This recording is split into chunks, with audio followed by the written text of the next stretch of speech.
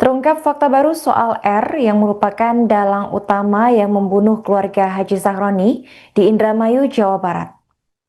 Ternyata R ini merupakan seorang residivis penganiayaan berat yang pernah melakukan tindak pidana kriminal.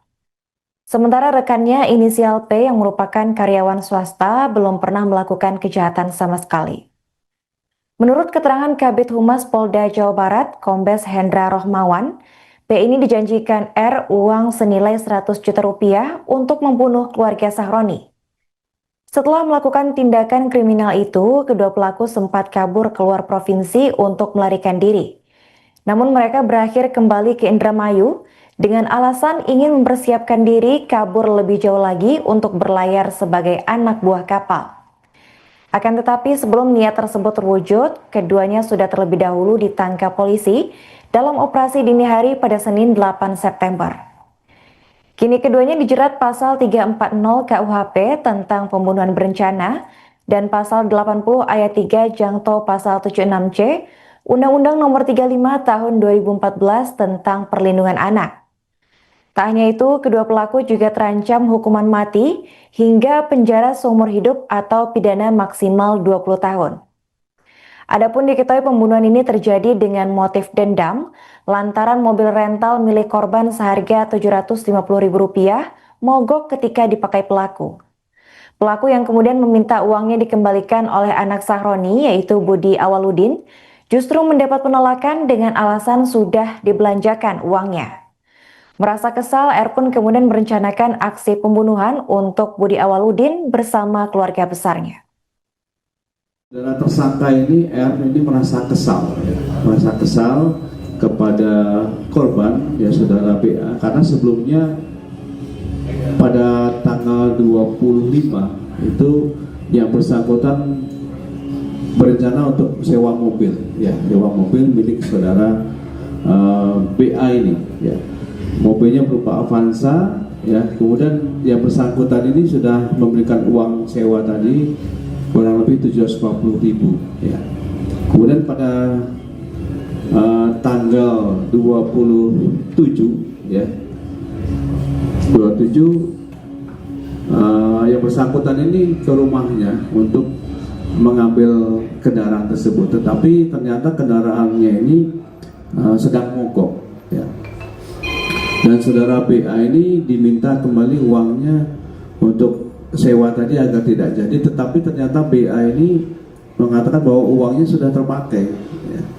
Jadi ada jeda waktu 1 hari tanggal 26 itu setelah transaksi uangnya ternyata terpakai untuk pembelian sembako, sehingga si BA ini juga minta waktu untuk mencari untuk uang pengganti daripada sewa rental ini, tapi saudara Ridin sudah terlalu kesal sehingga pada tanggal 29 Agustus ini tersangka ini mengajak P ya yang tadi kita perlihatkan untuk melakukan pembunuhan berencana ya, karena pada tanggal 27 ya 28 27 ini yang bersangkutan menyiapkan perlengkapannya, membeli pacul di pasar ya, kemudian memanggil saudara P, menyiapkan ada satu besi pipa yang sudah disiapkan, tapi yang bersangkutan ini setelah selesai melakukan aksinya,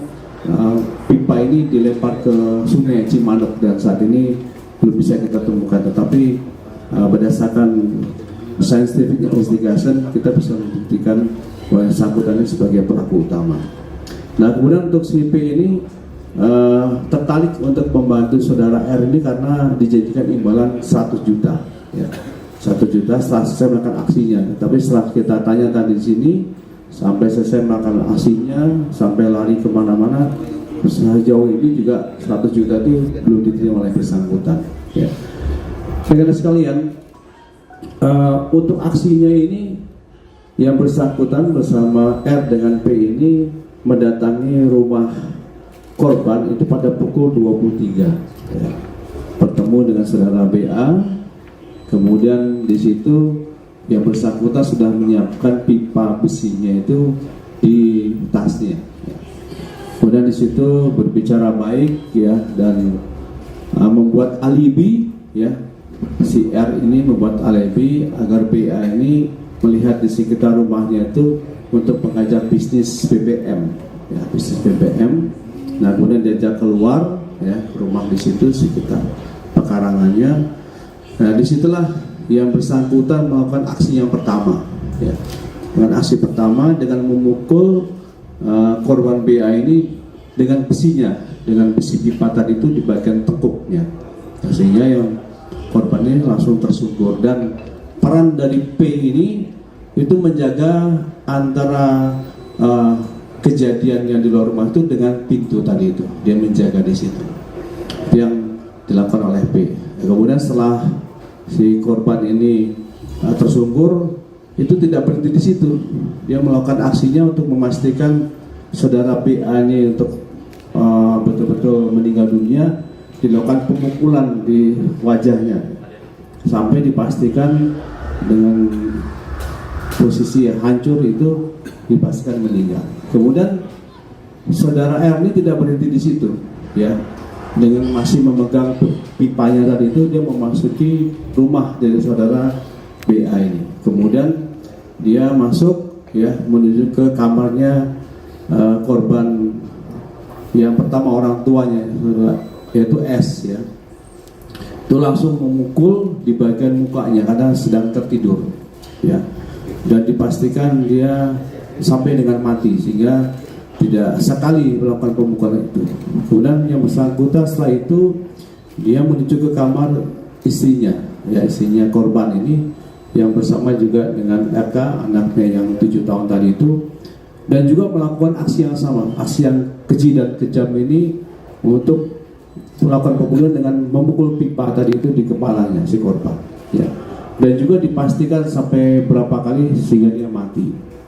Nah kemudian saudara P ini juga mendapatkan peran, ya, mengambil peran untuk melakukan pembunuhan, ya, secara keji dan kejam kepada anaknya paling kecil, ya, yang usianya masih 8 bulan, yaitu saudari B, ya. Oke. Sampai dia tidak bergerak dan dipastikan meninggal. Walaupun kondisi saat itu yang bersangkutan karena ada kegaduhan itu bangun, ya, pada saat pembunuhan kakaknya RK yang 7 tahun sama ibunya itu dia terbangun dan keadaan menangis, ya. Tetapi saudara P ini tidak menghentikan aksinya. Download Tribun X sekarang, menghadirkan lokal menjadi Indonesia.